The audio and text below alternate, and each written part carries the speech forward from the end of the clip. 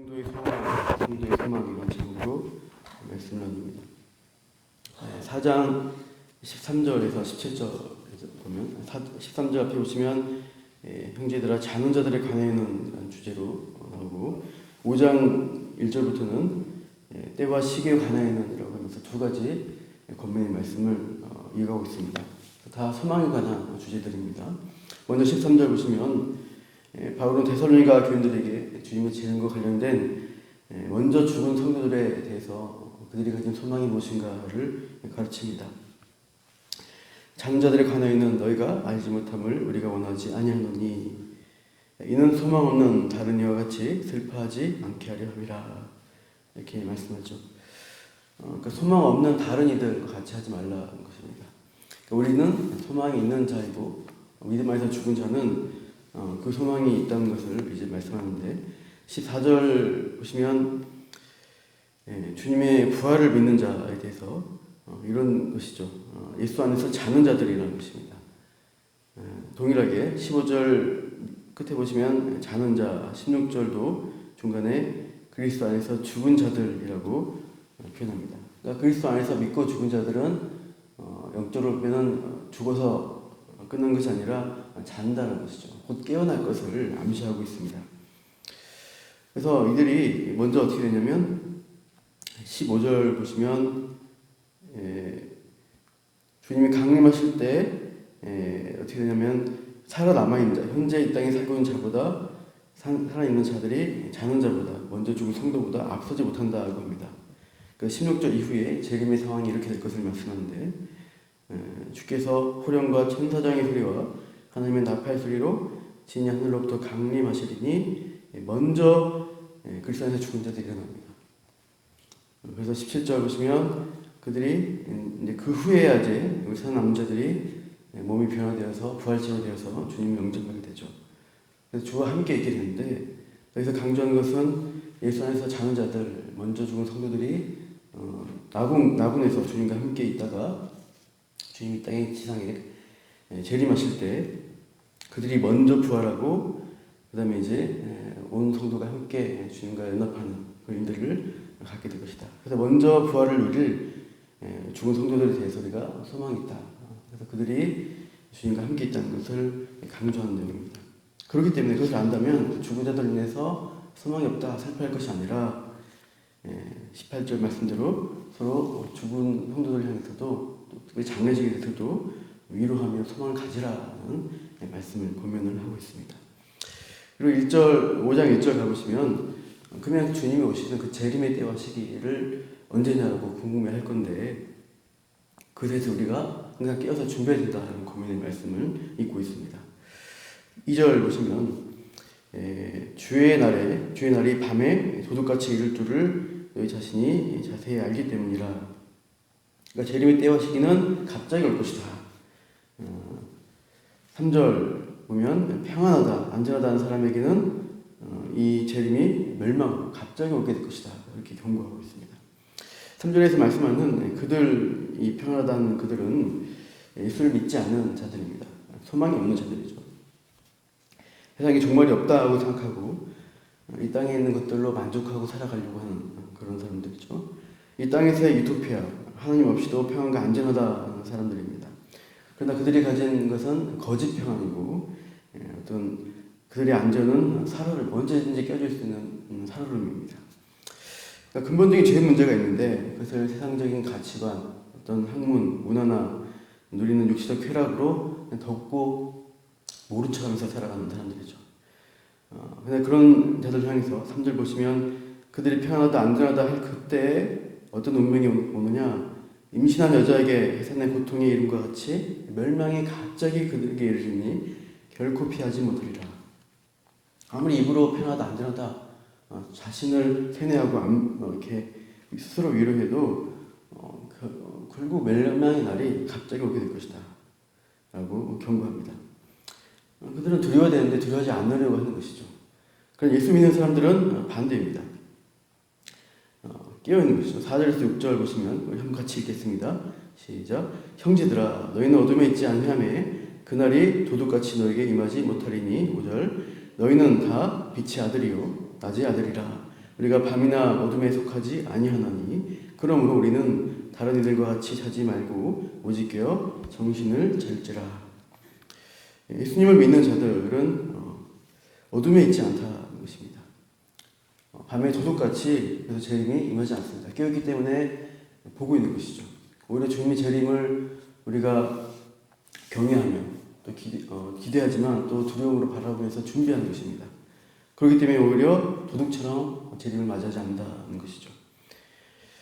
믿는 자는 어둠에 속한 자들이 아니라는 것을 계속 강조합니다. 8절 보시면 우리는 낮에 속하였다라고 하는 것이죠. 그러니까 신자가 살아가는 현실은 어둠입니다. 어두운 세상 현실인데 그런데 살아가는 신자로서는 낮처럼 깨어있다는 것이죠. 어두운 세상에 빛과 같이 깨어서 살아내는 것이 신자의 삶이다. 이렇게 말씀합니다. 우리가 살아가는 장소가 이 세상이지만 그러나 우리가 이 세상에 속한 자로 사는 것이 아니라 낮에 속한 자, 저 천국에 속한 자로 산다는 것을 말씀해요. 우리가 있을 동안 이 독산동 또 금천구 이제 다른 지역에서 살다 오셨겠지만 이 땅을 고향으로 여기고 살아가더라도 성경적 관점은 이 땅이 고향이 아니라 우리는 이 땅에서 타향살이 하고 있다. 이것을 인식하라는 것입니다. 몸은 여기 있지만 우리의 거주와 소속은 이 세상 사람과 다르다는 것이죠. 그러니까 우리의 정체성이 무엇이냐를 고민하라는 말씀입니다. 나는 어디로 속한 자로 살아가는가? 아까 5절 너희는 다 빛의 아들이고 낮의 아들이라. 깨어있는 자로 각성된 자로 살아가라는 것입니다. 어두운 곳에 있으면 우리가 이제 음식을 먹을 때 이렇게 여러 가지 짬뽕을 먹든지 김치찌개를 먹든지 하다 보면 옷에 붉은 국물이 튀는 경우가 많이 있습니다. 근데 이제 이렇게 앞치마를 하고 먹기도 하지만 그것이 옷에 튀었다고 하면은 어두운 곳에 있으면은 그게 국물이 튀어 있는지 잘 모를 수 있죠. 그러나 식당에서 나와서 밖에 햇빛 비치는 나와 보면은 보이는 겁니다. 그래서 이거를 빨아야겠구나, 깨끗하게 해야겠구나라는 생각을 하게 됩니다. 그러니까 이런 방식으로 말씀의 빛에 비추고 하나님의 거룩함에 나를 비추고 살다 보면은 깨어있으면 나에게 문제가 있구나, 죄가 있구나, 또 세상의 방식대로 살면 안 되겠구나라고 하면서 회개하고 다시 말씀 중심으로 살아가게 되는 것입니다. 그래서 6절 말씀처럼 다른 일같이 자는 것이 아니라 깨어서 정신을 차리라는 것이죠. 8절도 정신을 차리라라고 계속 말씀하고 있습니다. 세상 사람들은 안전하다 평안하다 하면서 자고 뭔가에 취해서 살아갑니다. 나를 취하게 하는 것에 빠집니다. 여러 가지 오락거리와 술이나 마약, 요즘 마약도 많이 한다고 문제가 되는데요. 여러 가지 세상적인 이 주는 것들에 취하고 거기에 빠져서 시간을 보냅니다. 여가 생활을 또 우리가 해야 되지만 우리가 주님 안에서 균형 있게 삶을 살아가는 것이 중요합니다. 하나님을 찾지 않고 세상적으로만 만족하려고 하면은 위험하다는 것이죠. 한편으로 항상 주님이 다시 오실 것을 의식하면서 하나님과 동행하는 삶을 살아가는 것이죠. 그것이 믿는 자들이 깨어 사는 정신을 차리는 삶이라고 했어요. 그래서 영적인 무지, 정신없게 하는 그런 세상적인 유혹으로부터 빠져나와서 영적인 잠에 취하지 않도록 해야 합니다. 깨어있는 방법을 말씀하는 것이 8절인데 같이 읽겠습니다. 8절 시작. 우리는 낮에 속하였으니 정신을 차리고 믿음과 사랑의 호심경을 붙이고 구원의 소망의 투구를 쓰자라고 합니다. 여기 보시면 호심경 가슴에 붙이는 갑옷이고 또 투구가 나오고 있습니다. 에베소서에 있는 그것과 비슷한데 에베소에서 보시면 진리의 허리띠, 또 평안의 복음에 준비한 신, 믿음의 방패, 또 구원의 투구, 성령의 검 이렇게 좀 비슷하게 나옵니다. 에베소서의 6장에는 이 전신갑주는 방어용 장비와 또 말씀의 검, 성령의 검, 공격용 무기가 있습니다. 대상도 사탄이라는 공격 대상이, 싸움의 대상이 있죠. 데살로니가 전서 이 본문은 방어용 장비만 있는 것입니다. 가슴을 방어하는 것, 또 머리를 방어하는 투구 이렇게 주어져 있어요. 그래서 이 데살로니가 전서는 깨어서 우리가 방어하자, 악한 공격이 대비해서 깨어있지 않은 것이고 상황은 재림을 맞이해야 준비 과정이라고 되어 있습니다. 그래서 머리에는 이 구원의 소망, 가슴에는 믿음과 사랑으로 무장하고 싸우자 이렇게 권하고 있습니다. 즉 머리로는 주님이 오셔서 이 모든 것을 우리의 믿음의 삶을 아시고 갚아주려는, 구원해주려는 소망의 확신을 가지고 살아가는 것이고요. 가슴으로는 이 발을 딛고 살아가는 이 현실에서 믿음과 사랑의 힘으로 살아내는 어떤 이 싸움의 과정, 성화의 과정이 있어야 한다는 것입니다. 그렇게 우리가 방어하며 싸우는 이유가 뭐냐? 9절 보시면 하반절에 오직 우리 주 예수 그리스도로 말미암아 구원을 받게 하려 하심이라고 합니다. 그 구원을 목적이 있기 때문에 우리가 깨어있는 삶을 사는 것이다. 구원이 어떻게 주어졌느냐? 글쎄 죽으심과 희생의 값으로 주어진 것을 말씀해요. 그러니까 주님의 죽음을 묵상하면 어떻게 우리가 주님이 나를 위해서 죽으셨지 하면서 우리가 이 땅에서 사는 것이 목적이 아니지 하면서 십자가 봐오며 우리가 묵상할 때 깨어있을 수 있다는 것입니다. 하이델베르 일문답 보시면 사나 죽으나 당신의 유일한 위안은 무엇입니까? 라고 질문합니다. 답은 이렇게 있습니다. 사나 죽으나 나는 나의 것이 아니고 몸과 영혼이 모두 미쁘신 구주 예수 그리스도의 것입니다. 주께서 보배로운 피로 나의 모든 죄값을 치러주셨고 마귀의 권세로부터 나를 자유케 하셨습니다. 나는 내게 아니라 주님의 것입니다. 주님께 속한 것입니다. 그래서 주님이 내게 주신 그 은혜, 죄 용서의 은혜를 누리고 깨닫고 생명을 얻어서 함께 주님과 동행하는 것, 이것이 사나 죽은 자의 소망입니다. 그래서 우리가 깨어있는 삶을 계속 살라는 것, 그리스도를 묵상하는 것, 재림을 기억하는 것입니다. 그리고 공동체적으로 우리가 교회적으로 함께 할 일이 무엇이냐? 11절 말씀 같이 읽겠습니다.